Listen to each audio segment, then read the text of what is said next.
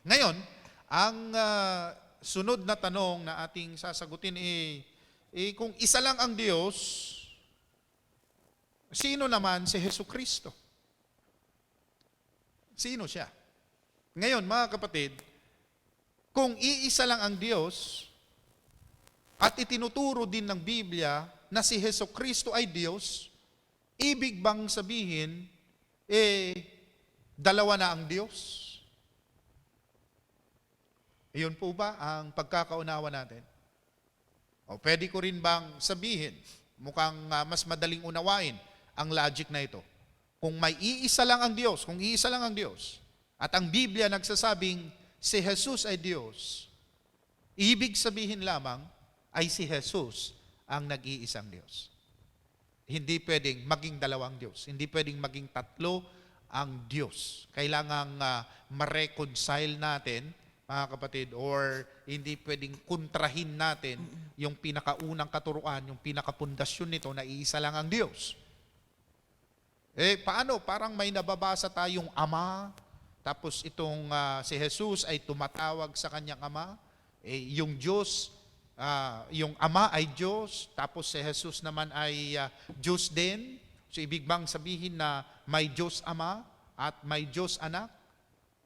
Kung ganun po ang pagpapakahulugan natin sa mga nababasa natin ganun, ay mapapasinungalingan na o kukontrahin na nito yung pinaka main foundation natin na isa lang ang Diyos. So it is wrong to say that there is God the Father and God the Son and God the Holy Spirit. That would make three persons already, three separate persons, na kukontrahin na nito yung naunang katotohanan na tinalakay natin kanina, na iisa lang ang Diyos. So ano ngayon? Ano ngayon? Paano natin ito uunawain ng lubusan? Ganito po yan, mga kapatid at kaibigan.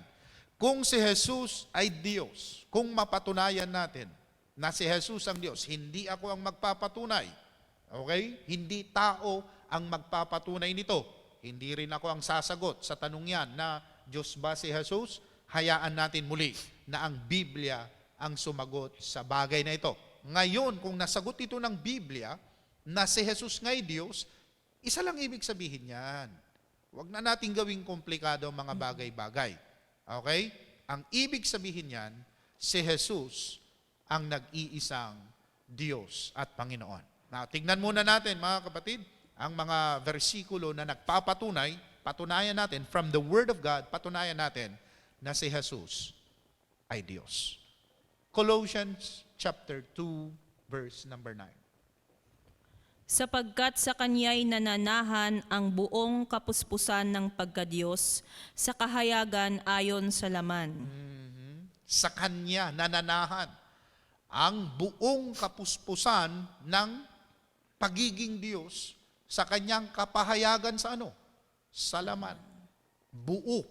Okay, the fullness of God dwells in the body of the Lord Jesus Christ. Nasa Kanya yung buong kapuspusan ng pagkadiyos. Ano ang maliwanag na pagpapakahulugan yan? Kung nasa Kanya ang kabuuan ng Diyos, simple lang, siya ay Diyos. Pero palalimin pa natin para mas magiging matatag ang katotohanan ito. Tignan natin sa Isaiah chapter 9 verse 6. Sapagkat sa atin ay ipinanganak ang isang bata, sa atin ay ibinigay ang isang anak na lalaki, at ang pamamahala ay maaatang sa kanyang balikat, at ang kanyang pangalan ay tatawaging Kamangha-mangha, Tagapayo, Makapangyarihang Diyos, Walang Hanggang Ama, Pangulo ng Kapayapaan. Okay, ito ay propesiya ni Propetang Isaiah patungkol sa darating na tagapagligtas. Isang anak na lalaki ang ipapanganak, isang anak na lalaki ang ibibigay sa atin, at ang kanyang pangalan, isa sa kanyang pangalan, napakaliwanag, ay Makapangyarihang Diyos, the mighty God. So sino Ang anak na lalaking ito, sino ang ipinanganak na ito? Walang iba kundi ang ating Panginoong Hesukristo. Tignan pa natin ang isa na namang propesiya from the book of Isaiah chapter 7 verse number 14. Kaya't ang Panginoon nga ay magbibigay sa inyo ng tanda. Narito, isang dalaga ay maglilihi at manganganak ng isang lalaki at tatawagin ang kanyang pangalan na Emmanuel. Emmanuel. Anong ibig sabihin ng Emmanuel? Tignan natin sa Matthew chapter 1 verses 22 to 23. So, isang propesiya na patungkol sa Misaya o tagapagligtas, okay, na ang kanyang pangalan ay tatawaging Emmanuel. Anong ibig sabihin ni Emmanuel? Tignan natin. At nangyari nga ang lahat ng ito upang maganap ang sinalita ng Panginoon sa pamamagitan ng propeta na nagsasabi, narito ang dalagay magdadalang tao at manganganak ng isang lalaki, at ang pangalang itatawag nila sa kanya ay Emmanuel, na kung liliwanagin ay suma sa atin ang Diyos. Suma sa atin ang Diyos. Yun ang ibig sabihin ng pangalang Emmanuel. At iyan po, ang katuparan po niyan ay walang iba sa ating Panginoong Hesukristo. The name Emmanuel means God with us. So sino yung dumating? Sino yung ipinanganak? Di ba ang Panginoon? Anong description sa Kanya? Ang Diyos ay sumaatin. Anong sinasabi ng Isaiah chapter 35 verses 4 to 6? Inyong sabihin sa kanila na matatakuting puso, kayo'y mangagpakatapang, huwag kayong mga takot, narito ang inyong Diyos ay pariritong may panghihiganti. May kagantihan ng Diyos, siya'y paririto at ililigtas kayo. Kung magkagayo'y madidilat ang mga mata ng bulag, at ang mga pakinig ng bingi ay mabubuksan. Kung magkagayo'y lulukso ang pilay na parang usa, at ang dila ng pipi ay aawit, sapagkat sa ilang ay bubukal ang tubig at magkakailog sa ilang. Ayan, isa muling propesiya mula kay propetang Isaiah na natupad, napakaliwanag na ito'y nangyari sa ating Panginoong Hesukristo, sa buhay ng ating Panginoong Hesukristo. Pero tignan natin yung naunang description ni propetang Isaiah. Ang sabi niya, behold your God. Diba? Your God. He will come and save you. Siya'y paparito at ililigtas tayo. The question is, sino yung pumarito at niligtas tayo sa ating mga kasalanan? Maliwanag, ang ating Panginoong Hesukristo. Sino siya? Ang sabi ng propesiya, behold your God. Diyos ang tawag sa Kanya. Isaiah chapter 40 verse number 3. Tignan naman natin ito, mga kapatid. Ito ay patungkol naman sa ministeryo ni John the Baptist. Tignan natin to. Ang tinig ng isang sumisigaw, ihanda ninyo sa ilang ang daan ng Panginoon, pantayin ninyo sa ilang ang lansangan para sa ating Diyos. Pantayin ninyo ang daraanan ng Diyos. Make a highway for God. Take note, for God, para sa Diyos. Ang sabi doon.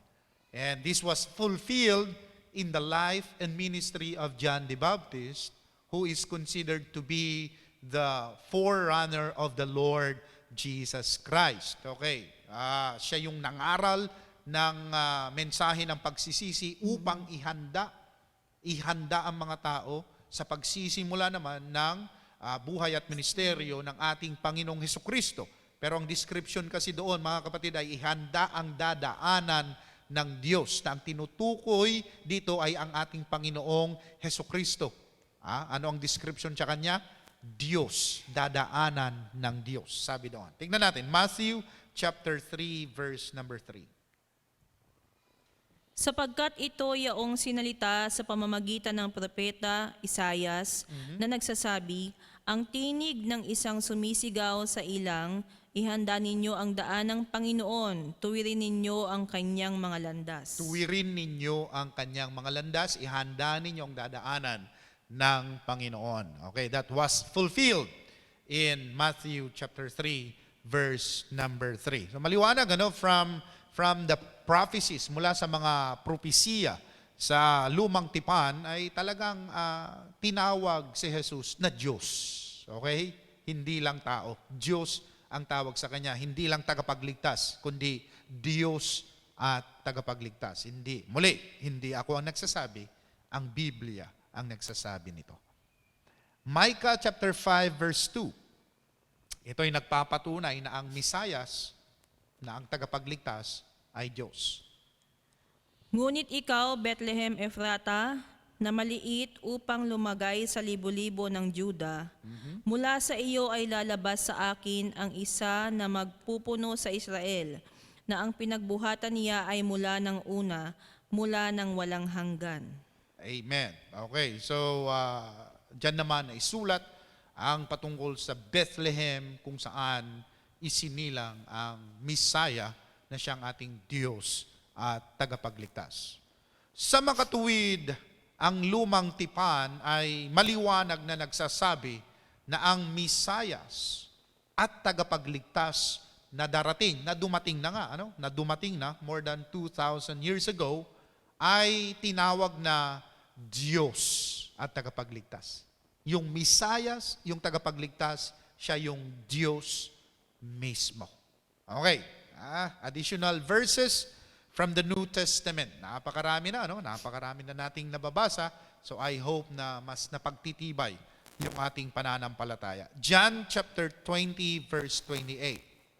Sumagot si Tomas at sa kanya'y sinabi, Panginoon ko at Diyos ko. Panginoon ko at Diyos ko. Ano ba nangyari dito? Ang nangyari dito, mga kapatid, ito'y pagkatapos na ng muling pagkabuhay ng ating Panginoong Hesukristo.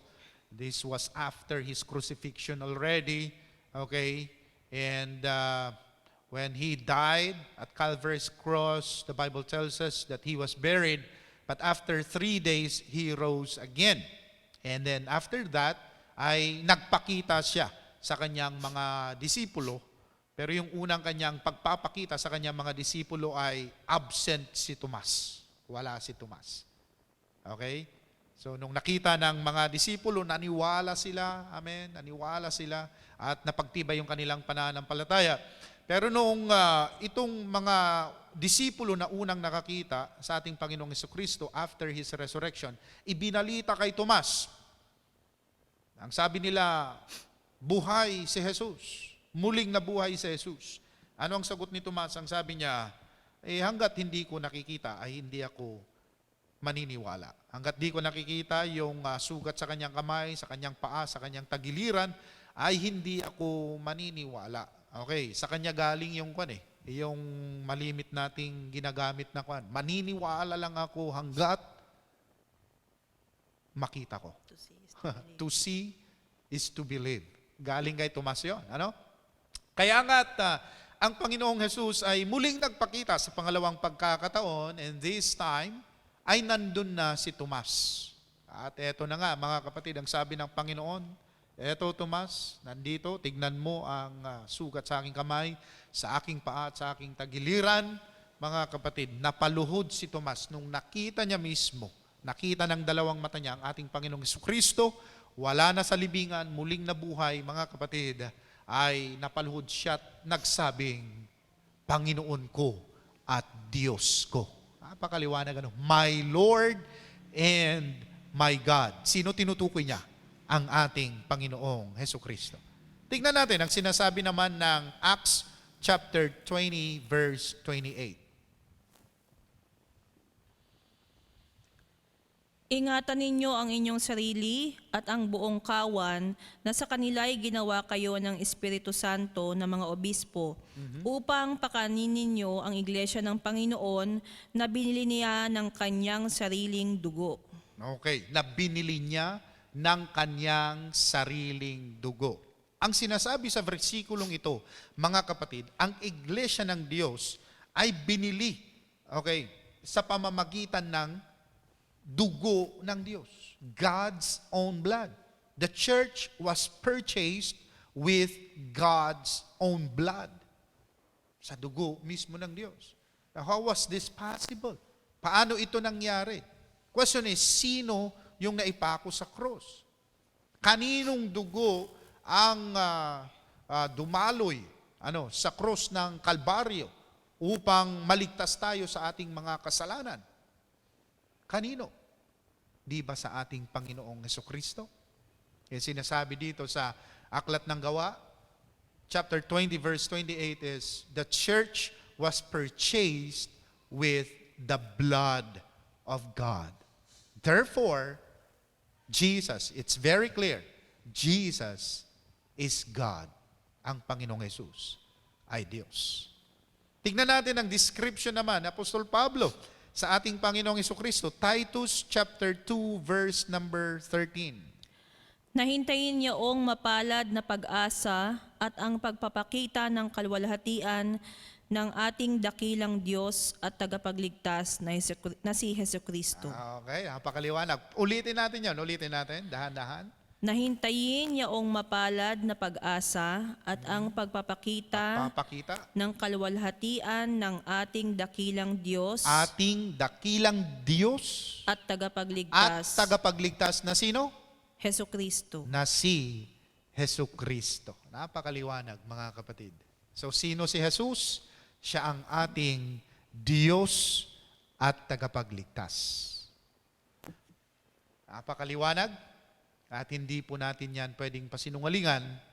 Biblia mismo nagsasabi ng ating Panginoong Hesukristo ay Diyos. Ngayon, kung siya'y Diyos, isa lang ang ibig sabihin.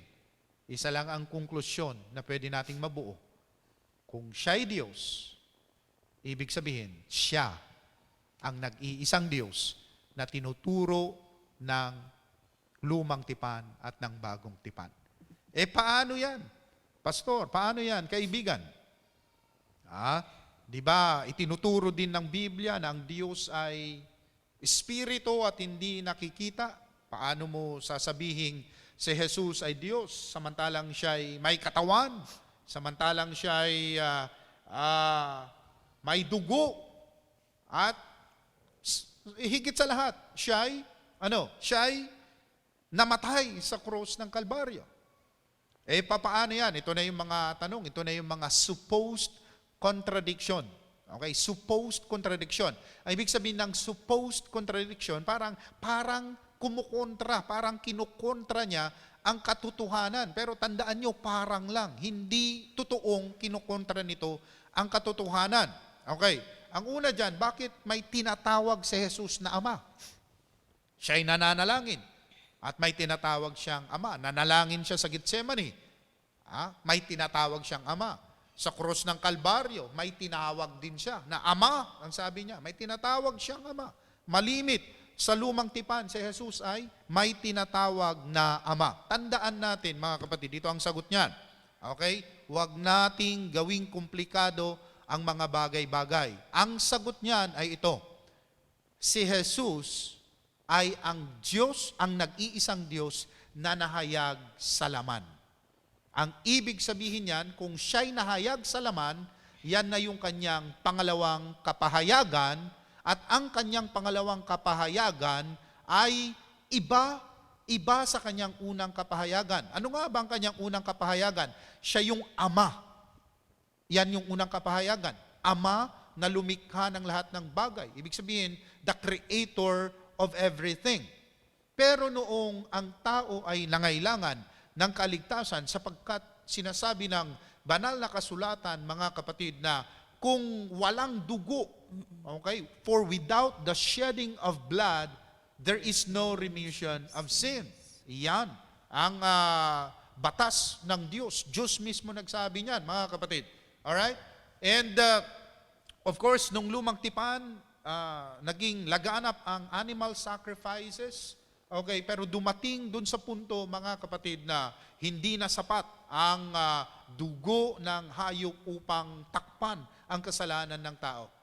Yan na yung pagkakataon na ang Diyos ay nagdesisyong magkatawang tao at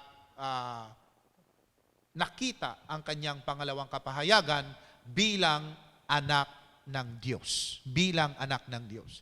Ngayon, bilang anak ng Diyos, may dalawa siyang katangian. may dalawa siyang kalagayan. At yan yung kanyang pagiging tao at kanyang pagiging Diyos. Okay, dual nature. The dual nature of the Lord Jesus Christ, iyan ang sagot sa lahat ng posibleng tanong, sa lahat ng possible controversies, sa lahat ng mga supposed contradiction, kung bakit siya may tinatawag na Ama at kung bakit siya bakit siya nananalangin at may tinatawag siya.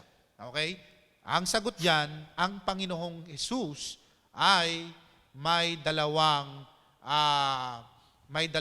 nature. Okay? Siya'y Diyos at tao at the same time. Now, what is the purpose of His incarnation? Ang pinakadahilan kung bakit siya'y nagkatawang tao ay upang tayo'y maligtas sa ating mga kasalanan. Kasi kung bababa siya sa kanyang unang kapahayagan bilang espiritu na lumikha ng lahat ng bagay, wala. Mamamatay tayong lahat.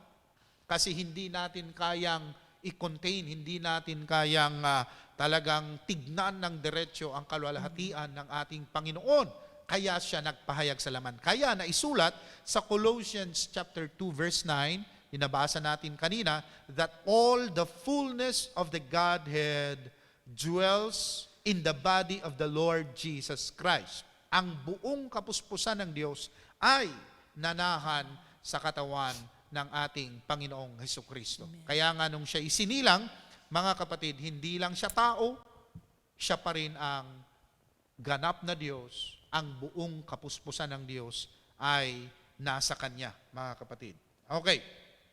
Ngayon, kung yan ang itinuturo ng banal na kasulatan, ang sagot doon sa mga tanong na yon ay sa tuwing may tinatawag siyang Ama, ang nagsasalita doon ay ang kanyang pagiging tao. Amen? Now, sa tuwing siya'y nagugutom, ang nagugutom doon ay hindi yung kanyang pagiging Diyos, kundi yung kanyang pagiging tao. Tignan natin ang ibang mga examples, mga kapatid, sa dual nature ng ating Panginoong Hesukristo. Tignan natin. In the book of Matthew, chapter 4, verse number 2, ang sabi ng Biblia, At nang siya'y makapag-ayunong 40 araw at 40 gabi, sa wakas ay nagutom siya. Nagutom siya. Sino nagutom dito? Si Jesus. Okay? Ano ang nagutom dito? Yung kanyang pagiging Diyos o yung kanyang pagiging tao? Kaya nga, pwede nating pwedeng pagmulan yan ng controversy. Pwedeng pagmulan yan, mga kapatid, ng tanong, kung talagang siya Diyos, bakit siya nagutom? Tandaan natin na ang nagutom dyan ay ang kanyang pagiging tao. Okay. Sa kabilang banda, anong sinasabi ng Biblia patungkol sa ating Panginoong Hesukristo? John chapter 6, verse 35. Kung siya'y nagutom, yung kanyang laman, yung kanyang pagiging tao ay nagutom, ang kanyang pagiging Diyos ay ano naman? Tignan natin. Sa kanila'y sinabi ni Jesus, Ako ang tinapay ng kabuhayan, ang lumalapit sa akin ay hindi magugutom, at ang sumasampalataya sa akin kailanmay hindi mauuhaw. Amen. So, bilang Diyos, siya ang tinapay ng buhay. At ang sumasampalataya sa Kanya ay hindi magugutom at hindi rin mauuhaw. Pero bilang tao, nagutom siya. Pero bilang Diyos, ulitin ko, siya ang tinapay ng buhay. John chapter 19 verse 28, nauhaw siya. Okay? Tignan natin. Pagkatapos nito, pagkaalam ni Jesus na ang lahat ng mga bagay ay naganap na nga, upang matupad ang kasulatan, ay sinabi, nauuhaw ako. Nauuhaw ako. May Diyos bang nauuhaw? Ang nauuhaw dyan, mga kapatid, yung kanyang pagiging tao. Hindi yung kanyang pagiging Diyos. Tingnan natin, sa kanyang pagiging Diyos, sino siya? John chapter 4, verse number 14. Datapwat ang sinumang umiinom ng tubig na sa kanya'y aking ibibigay ay hindi mauuhaw magpakailanman. Ngunit ang tubig na sa kanya'y aking ibibigay ay magiging isang balon ng tubig na bubukal sa kabuhayang walang hanggan. Yun, napakaliwanag. Bilang tao, siya'y nauhaw. Pero bilang Diyos, siya ang buhay na tubig. He is the living water. Sa kanyang pagiging tao, siya'y napagod. John chapter 4 verse 6. At naroon ang balon ni Jacob. Si Jesus nga, nang napapagod na sa kanyang paglalakbay, ay naupong gayon sa tabi ng balon. Mag-iika-6 na nga ang oras. Napagod siya sa kanyang paglalakbay. Ayan na naman. Kung siya'y Diyos, bakit siya napagod? Unawain natin, mga kapatid, ang napagod yun, yung kanyang pagiging tao. Basta ang sagot dito, simple lang. Si Jesus ay may dalawang nature, humanity and divinity. Okay, yung napagod doon, yung kanyang pagiging tao. Pero sa kanyang pagiging Diyos, ano ang sinasabi ng Biblia? Matthew chapter 11 verse 28. Magsiparito sa akin kayong lahat na nangapapagal at nangabibigatang lubha, at kayo'y aking papagpapahingahin. Ayun, anong sinabi ng Panginoon dyan? Kayong nabibigatan, kayong napapagod. Lumapit kayo sa akin at bibigyan ko kayo ng kapahingahan. Napakaliwanag. Sa kanyang pagiging tao, napagod siya. Pero yung kanyang pagiging Diyos, siya ang nagbibigay ng kapahingahan. Amen. Ang kanyang pagiging tao, nanalangin. Luke chapter 22 verse 41. At siya'y humiwalay sa kanila na may agwat na isang itsang bato. At siya'y nanikluhod at nanalangin. Nanalangin siya. Ayan na naman. Kung Diyos siya, bakit siya nananalangin? Ang sagot, simple lang. Ang nanalangin dito ay ang kanyang pagiging tao. Alright? So kaya sa Gethsemane, ang nanalangin doon, yung kanyang pagiging tao. Sa cross ng Kalbaryo, ang nanalangin sa kanyang ama doon ay kanyang pagiging tao. Pero sa kanyang pagiging Diyos, sumasagot siya ng panalangin. John chapter 14 verse 14. Kung kayo'y magsisihingi ng anuman sa pangalan ko, ay yaon ang aking gagawin. Yun, if you ask anything in my name, if you will pray anything in my name, Jesus said, I will do it. I will answer it. Maliwanag, ano? Sa kanyang humanity, nanalangin siya. Pero sa kanyang pagiging Diyos, sumasagot siya ng panalangin. Sa kanyang pagkatao, siya'y alipin. Pero sa kanyang pagka-Diyos, siya ang hari ng mga hari. Philippians chapter 2 verse 7. Kundi bagkus hinubad niya ito at nag-anyong alipin Anyong alipin na nakitulad sa mga tao. na nakitulad sa mga tao. Hinubad niya ang kanyang pagka-Diyos. Alright? Nag-anyong alipin at naging katulad ng mga tao. Sinong tinutukoy dyan? Walang iba kundi ang ating Panginoong Jesucristo. Verse number 8. At palibhasa'y nasumpungan sa anyong tao, siya'y nagpakababa sa kanyang sarili, na nagmasunurin hanggang sa kamatayan, sa kamatayan sa krus. Kamatayan sa krus. Nasumpungan siya sa kanyang pagiging tao. So sa kanyang pagiging tao, ano siya? Isa siyang alipin. Pero tandaan natin, sa kanyang pagiging Diyos, siya ang hari ng mga hari. Revelation chapter 19 verse 6. At narinig ko ang gaya ng isang tinig ng isang makapal na karamihan, at gaya ng lagaslas ng maraming tubig, at gaya ng ugong ng malalakas na kulog na nagsasabi, Aleluya, sapagkat naghahari ang Panginoong ating Diyos na makapangyarihan sa lahat. Amen. Naghahari ang ating Panginoon, ang ating Diyos na makapangyarihan sa lahat. Sino ang Diyos na tinutukoy doon? Walang iba kundi ang nag-iisang Diyos na Hesukristo ang kanyang pangalan. Ayan na po mga kapatid, ang kasagutan sa lahat ng mga possible questions about this topic. Okay? Okay, kung bakit may tinatawag siyang ama, bakit siya ay nananalangin, bakit siya ay nagutom, bakit siya nauhaw, bakit siya namatay. Ayan. Yung mga yon ay nangyari sa kanyang pagiging tao.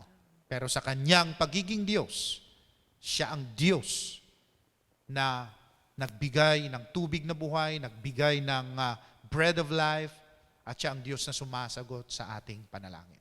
Simple lang, tingnan natin ito. Sa kanyang pagiging ama, nilikha niya ang lahat ng bagay, including tao. Kasali na tayo doon. Pero nung nagkasala ang tao at nangangailangan ng tagapagligtas, siya na Diyos na Espiritu ay nagkatawang tao. Ipinanganak dito sa lupa in the person of the Lord Jesus Christ. At tinawag siyang anak ng Diyos. Makinig kayo. Wala tayong mababasang Diyos anak sa Biblia. Wala. Wala. Ang nababasa lang natin dyan ay Son of God or Son of Man. Malaki ang difference ng God the Son sa Son of God. Magkaiba po yun. Alright? So si Jesus bilang anak ng Diyos ay ang Diyos na nagkatawang tao para iligtas tayo sa ating mga kasalanan. Alright? So sa kanyang pagiging anak ng Diyos, dalawa ang kanyang kalagayan. Kalagayang tao at kalagayang Diyos. Sa kanyang kalagayan bilang tao, well, of course, He acted like a man katulad natin. Alright? But in His divinity, sa kanyang pagiging Diyos, doon natin nakita yung mga pagpapatunay na siya talaga ang nag-iisang Panginoon. Ngayon, maaring pagkatapos nito, patapos na ako, maaring sa lahat ng bersikulo na ating nabasa ay pwede nating sabihin na parang hindi ko pa gaanong naunawaan. Or, pwede nating sabihin parang mahirap unawain. Ang iba nga, ang tawag dito, misteryo. Misteryo kasi yan. Di ba? Paanong ang Diyos ay nagkatawan? Paanong ang Diyos ay nag-anyong tao? Misteryo kasi yan at hindi yan pwedeng unawain ng ordinaryong tao. Ang nakakaunawa lang yan ay yung mga pinili. Tama po ba yun? Mali po yun. Lahat tayo ay kayang unawain ito. Okay? Kaya nating unawain na iisa lang ang Diyos. At ang nag-iisang Diyos na ito ay nahayag sa laman at Hesukristo ang kanyang pangalan. Yan ang tinatawag na mystery of godliness. Yan yung misteryo. Pero hindi na misteryo. It's no longer a mystery because it's been revealed already in the Word of God. Anong versikulo? 1 Timothy chapter 3, verse number 16. At walang pagtatalo, dakila ang hiwaga ng kabanalan. Yaong nahayag sa laman, pinapaging banal sa Espiritu, nakita ng mga anghel, ipinangaral sa mga bansa, sinampalatayanan sa sanglibutan, tinanggap sa itaas sa kaluwalhatian. Ayan, tignan natin ito. Basahin ko sa English. And without controversy, o wala nang controversy, wala nang pagtatalo-talo, wala nang mga tanong, sasagutin na nito. Itong versikulong ito ang sasagot sa lahat ng tanong, sa lahat ng controversial question. And without controversy, great is the mystery of godliness. God was manifest in the flesh, justified in the spirit, seen of angels, preached unto the Gentiles, believed on in the world, received up into glory. Ang Diyos ay nahayag sa laman. Sino ito? Sino yung Diyos na nahayag sa laman upang tayo ay iligtas sa ating mga kasalanan? Siya walang iba, kundi ang ating Panginoong Hesukristo. Pero hindi siya ibang Diyos, Siya pa rin ang Diyos na lumikha sa lahat ng bagay na nagbagong anyo lamang. Nag-ibang anyo. Nag-iba ang kanyang role. That's the point. Nag-change role ang Diyos. Bilang Ama na lumikha ng lahat ng bagay, naging anak ng Diyos siya. Nagkatawang tao siya. Ito na yon. The mystery of godliness. Nagkatawang tao siya upang magkaroon ng dugo. Amen. Nang sabi doon sa Acts chapter 20 verse 28 kanina, yung dugong yon ang nagsilbing pambayad, amen, sa ating mga kasalanan. The church of the living God was purchased, nabili, with His own blood. We were not purchased with money, with gold, with precious stones. My brothers and sisters, we were purchased with God's own blood. Now, how was that possible? Ang Diyos ay Espiritu. Nakuha nyo? Espiritu. Ang Espiritu, walang dugo. No flesh, no bones, no blood. Pero nangyari yon noong nagkatawang tao ang Diyos. Nung nagkatawang tao siya, doon siya nagkaroon ng dugo at yung dugong yon ang naghugas sa ating mga kasalanan. Amen. Kita nyo? Ginawa niya lahat yon para tayo ay iligtas. Amen. Ngayon, kung yung plano ng Diyos, kung yung action, the very act of God in saving us causes controversy in our faith, the very act of God in bringing salvation to us causes confusion sa ating pananampalataya, I don't think kalooban yan ng Diyos. Amen? Ginawa niya yon para tayo ay maligtas at hindi upang magkaroon ng mga katanungan sa ating isipan patungkol sa pagiging isa ng Diyos. We can never question this truth. Hindi natin pwedeng debatihin ang katotohanan na isa lang ang Diyos. Isa lang. Emphatic declaration of the Word of God. There's only one God. God Himself declared, I am the only one God. There is no one else but me. No one beside me. No one after me. Okay? Kaya hindi niya kalooban na magkaroon ng kalituhan sa atin. Kaya ito na, yung misteryo. Pinaliwanag niya in the book of 1 Timothy chapter 3 verse 16, ang sabi niya, sabi ng Biblia, ang Diyos ay nahayag sa laman. Amen? Praise God. Hindi dahil sa nahayag sa laman, nagkaroon na ng dalawang Diyos. Hindi. Nahayag siya sa laman upang tayo iligtas, pero isa lang ang Panginoon. Yung mga nababasa natin na parang may tinatawag siya na Ama, tinatawag si Jesus, may nananalangin siya. Amen. Ang nananalangin doon, may tinatawag doon yung kanyang pagiging tao, yung laman.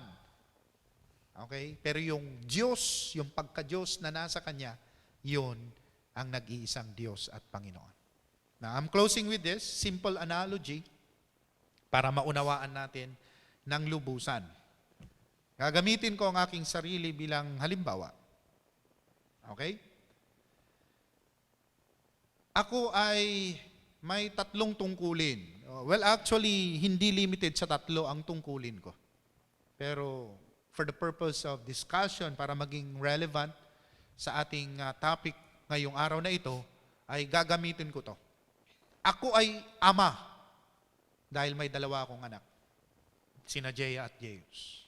Ako rin naman ay anak dahil may mga magulang ako. At ako rin ay pastor kasi yan ang trabaho ko, yan ang pagkatawag ng Diyos.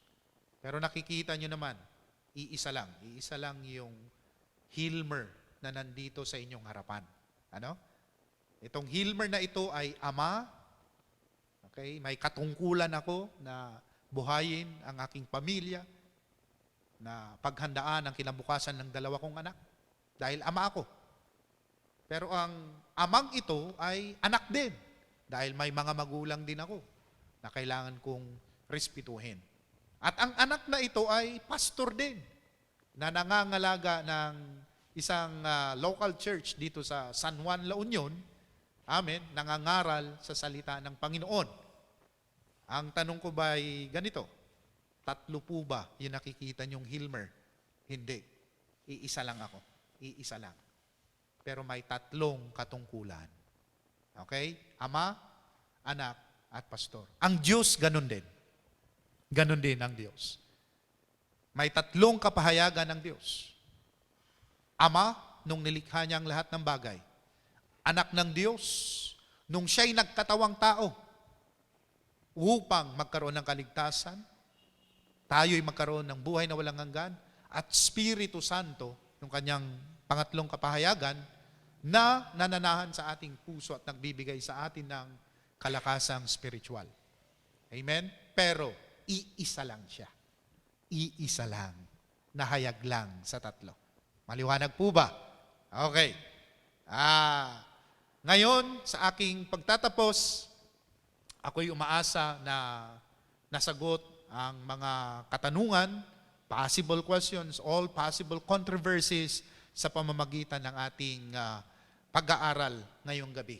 Amen? Tandaan natin, mga kapatid, iisa lang ang Diyos na nahayag sa laman, Jesucristo ang kanyang pangalan. At ang ating Panginoong Jesucristo ay may 2 kalagayan. Siya'y tao at Diyos at the same time. Yung kanyang pagkatao, yun yung may tinatawag, nananalangin, pero yung kanyang pagka-Diyos, yun yung nag-iisang Diyos na lumikha ng lahat ng bagay. Maliwanag po ba? Kaya nga ang tanong, anong pangalan ng Diyos? Ang pangalan ng Diyos ay Jesucristo. Ibang tupi ko na naman yan, amen, na aking isusunod na ipapaliwanag sa inyo. Ano naman yung Espiritu Santo? Hindi yata na-discuss yung about sa Holy Ghost or Holy Spirit.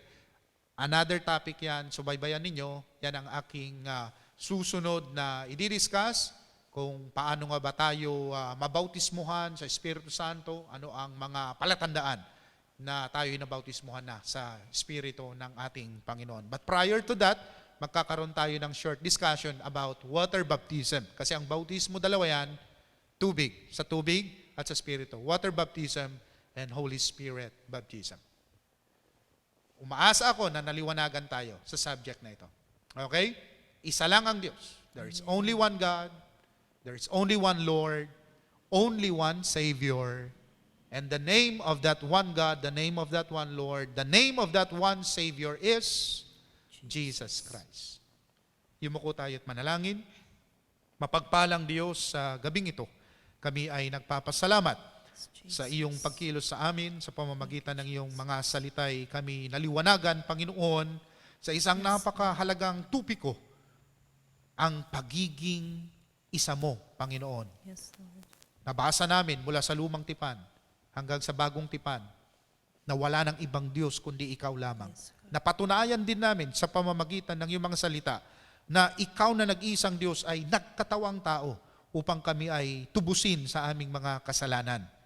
Hindi nawa ito maging dahilan ng pagkalito ng aming pananampalataya.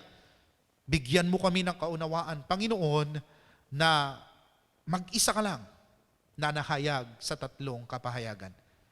Sa lahat ng nakapakinig ng lesson na ito, Panginoon, pagpalain mo. Yes, Lord. Pagpalain mo ang kanilang mga buhay, Yes, Jesus. ang kanilang mga pamilya, Panginoon, at panatilihin mo, Diyos, ang kanilang matatag na pananampalataya sa iyo. Yes, Jesus. Ang lahat ng kapurihan, pagsamba at pasasalamat ay binibigay namin sa iyo.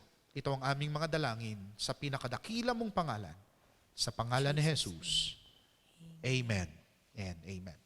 Magandang oras sa lahat at subaybayan ninyo ang mga susunod nating pag-aaral.